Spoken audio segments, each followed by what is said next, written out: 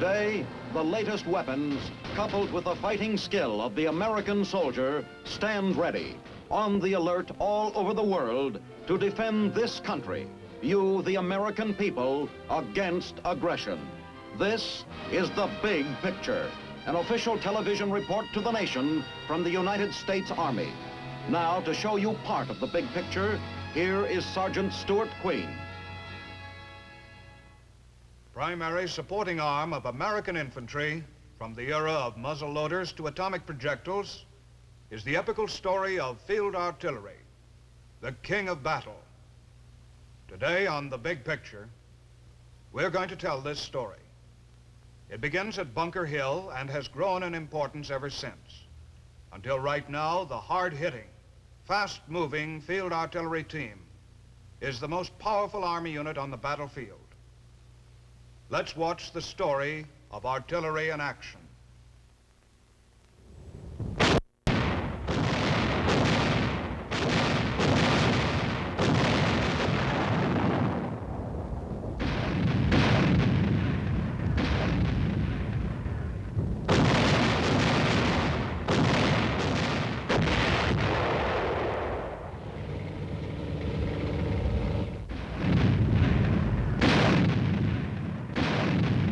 Down through history, it has always been the man on foot who has taken and held the ground. But seldom has he been alone. Today, many weapons support him in his ground-gaining mission, and the most powerful is artillery.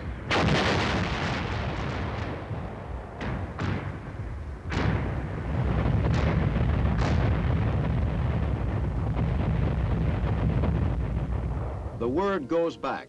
A platoon is pinned down. A concentration of enemy is discovered. A regiment needs support before jumping off. All along the battle line, the communications network passes the word for artillery.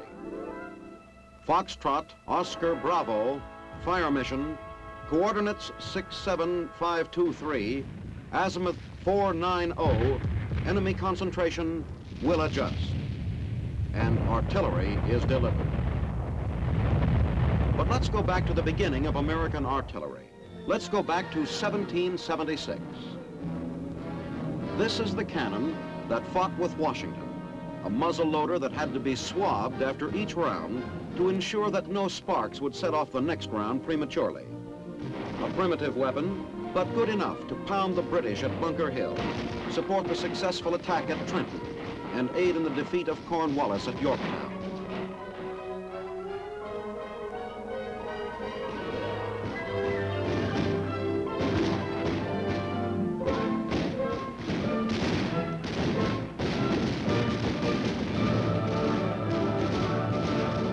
The American Army was often ill-equipped, but it fought its battles and it won. And in the conflict, American artillery was born. By the time of the Civil War, artillery had increased both in size and power. At Gettysburg, the decisive battle of the war, artillery played a dominant part. On the third day of the battle, the Confederate General Pickett led a furious charge against the Union center. The Union artillery opened up with shot and shell. In 30 minutes, Pickett lost 5,000 men. The South never recovered from Gettysburg. This was the last of the dashing hell-bent for leather horse-drawn artillery. For World War I revolutionized the whole concept of artillery.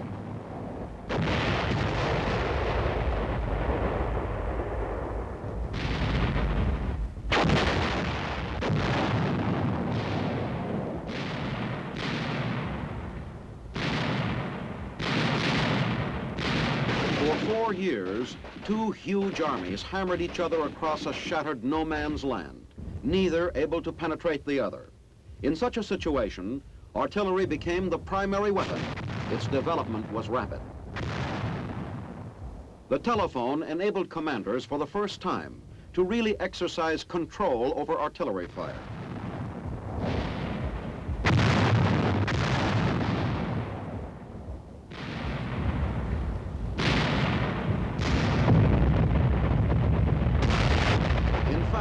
Massed artillery became so potent that infantry could move only with difficulty. Armies couldn't maneuver without exposing themselves to withering artillery fire. the war settled down to a stalemate. Movement was the problem. Movement of both men and guns. As one American artillery officer put it, however easy it may be to move guns about on a map, to do so in a country congested by troop movements, over broken ground with poor roads, requires much thought, time, effort, hardship, patience, tact, and system. Movement was the problem. Any army must move to win. But in the rain-soaked fields of France, General Mudd took command of all forces. Almost all operations became effectively bogged down.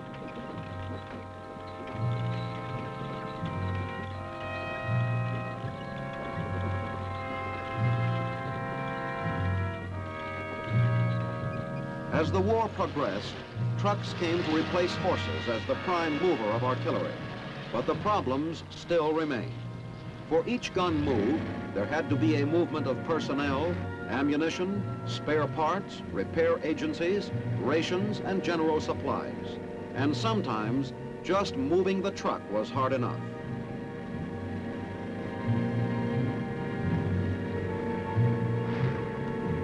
The problems were complicated further by the huge proportions that field guns were achieving towards the end of the war. Often 16-inch guns mounted on railroad tracks were used to support front-line operations.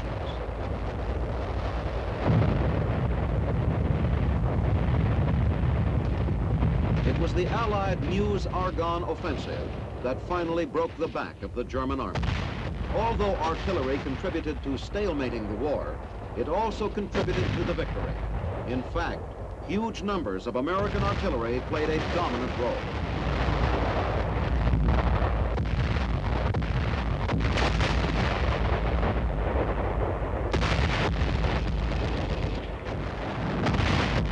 Over 1,500 pieces of artillery were massed along a 16-mile front. A tremendous barrage preceded the attack and continued intermittently during the day. It was the 1st of November, 1918. By 7 p.m. of that day, all objectives had been achieved. The American army had rolled forward an unprecedented 5.5 miles over a land shattered by artillery. For the first time in the history of warfare, artillery caused more casualties than any other weapon on the battlefield. Massed fires were employed for maximum destruction.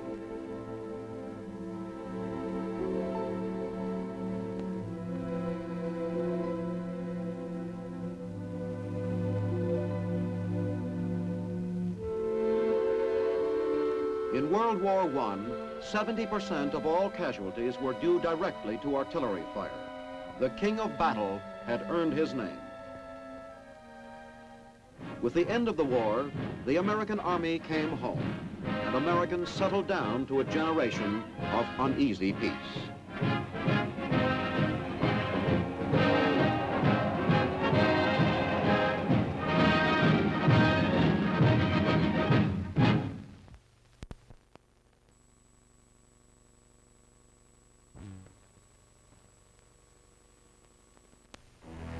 Then came a new word, Nazi, and behind it a new face, Adolf Hitler.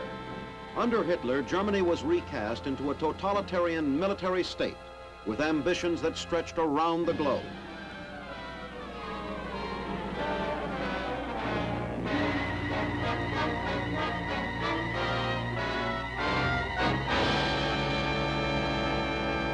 Here in America, President Roosevelt signed our first peacetime draft bill.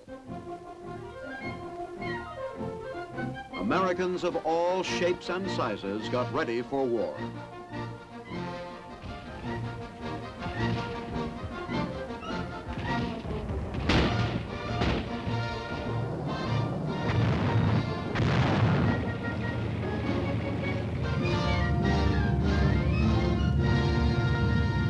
And 2 years later, at a place called Pearl Harbor, war came.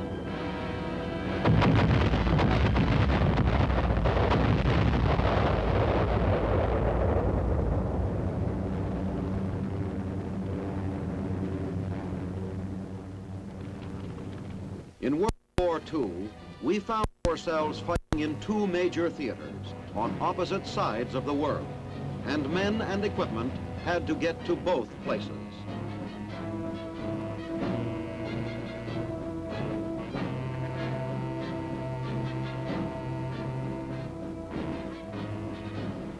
To most everybody, a Pacific Isle was a beautiful, happy place.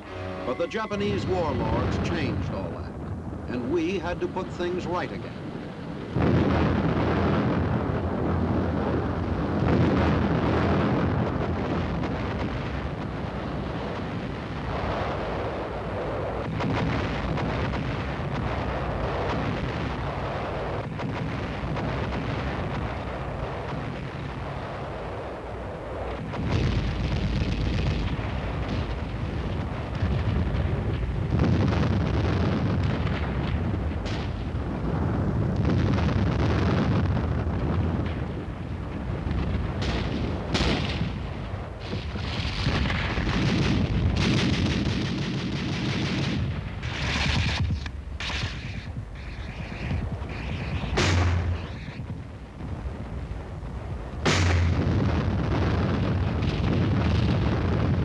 We soon found that although Pacific Islands may have once been beautiful, in a war they are tough to fight on.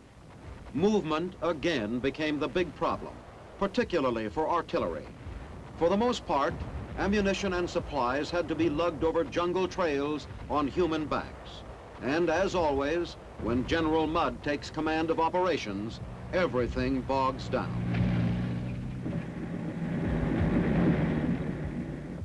But wars don't wait, and the American Army learned to move and fight in the jungle. As before, artillery became the primary supporting weapon.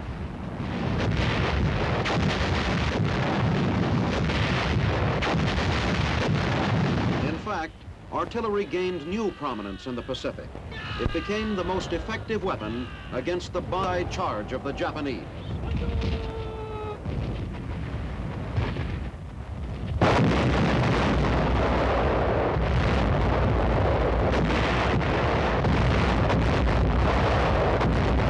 Proximity fuse and new techniques of fire enabled guns all up and down the front to concentrate their fire on one spot at one time. Banzai charges were stopped dead in their tracks.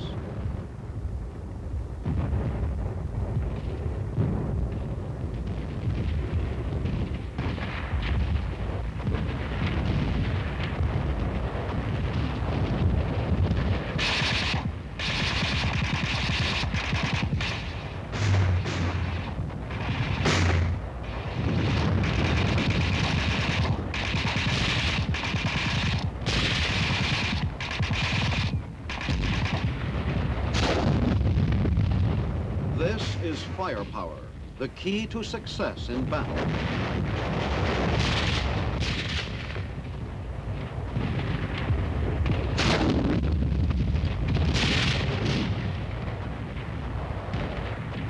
And this is the result of firepower, enemy destruction. From island to island, the American Army fought forward and finally won. But at the same time, halfway around the world, in the deserts of North Africa, American forces were fighting another phase of the same war.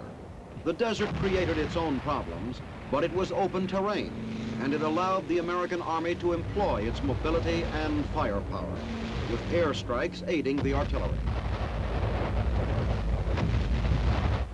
Hill 609 will long be remembered. The key to the German defense, it took a terrific pounding from American artillery.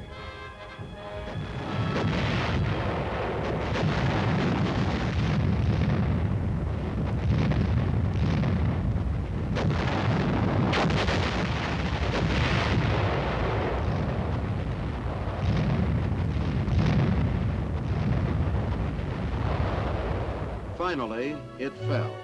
The German army in Africa was no more.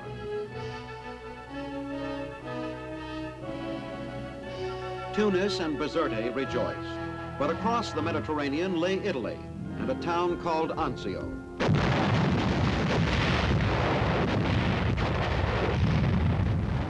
Direct fire artillery helped secure the beachhead. Then, up the rocky spine of Italy, the American Army advanced, fighting for the high ground, moving up the valleys, and always with the support of artillery.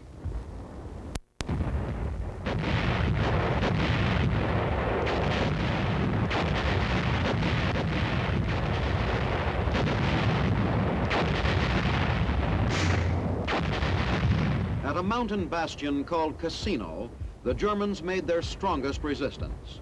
Artillery pounded their positions around the clock, and when the infantry took anything, there wasn't much left. But Cassino was the strong point of the German line. The Air Force teamed up with artillery to smash it.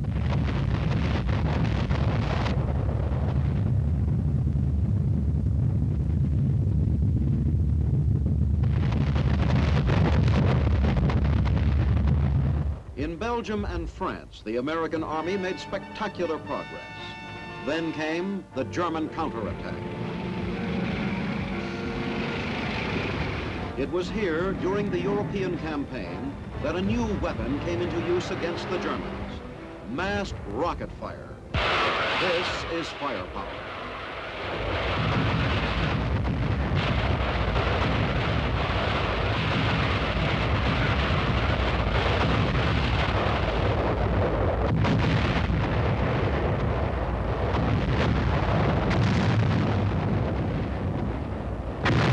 This is the result of firepower: surrender of the enemy. As in World War I, artillery continued as the king, the most powerful weapon on the battlefield. Out of the chaos of the Second World War came imperial communism. The free world got a taste of its aggressive intent in a little country called Korea.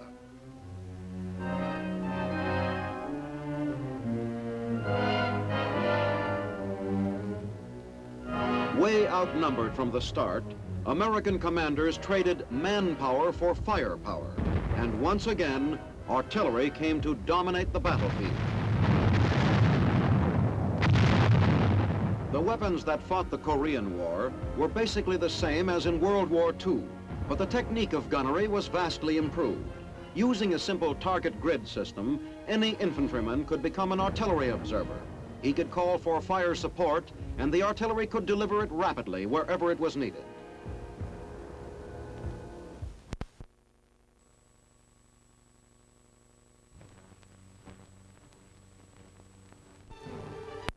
Word comes into fire that Charlie Company in the attack is pinned down. Information on the position of the enemy weapons emplacements is plotted. Then, this information is cranked into the guns.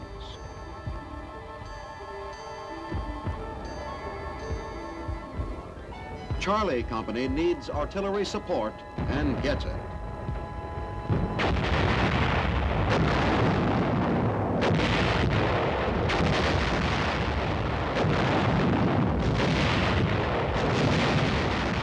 The men of Charlie Company wait as friendly shells whine overhead. After the first barrage, range and azimuth are adjusted, then the command is given: fire for effect. The hill is quiet now. The chatter of machine guns and the dull thump of mortars has stopped. The men of Charlie Company move out and up and secure the hill. Firepower once again has played its part in the victory. And this is the price of firepower: millions of empty shell cases. Grossly outnumbered in Korea, we traded manpower for firepower and fought the communist armies to a standstill. But artillery can never rest on past performances, and today perhaps there are more new developments in artillery than ever before. Today, true mobility has been added to firepower to make for flexible artillery, able to meet the modern concepts of battle. Here, ammunition is air delivered to an artillery battery in the field.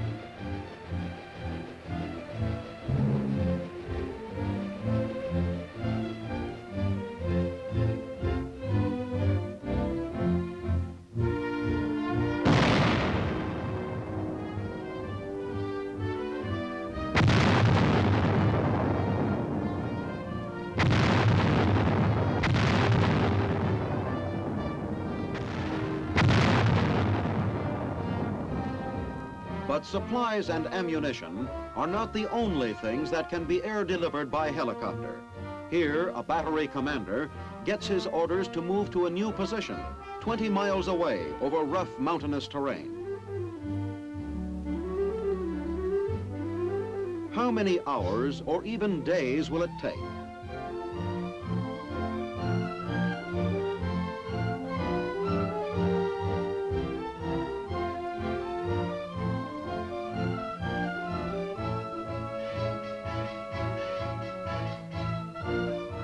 Today, in the modern American artillery, it can be done in a matter of minutes. If artillery is to live on the atomic battlefield, it must have this capability of rapid movement. This may look like a piecemeal operation and the hard way to move a gun from here to there. But artillery is heavy, and for the sort of transportation this gun is going to get, it's easier to take a little at a time.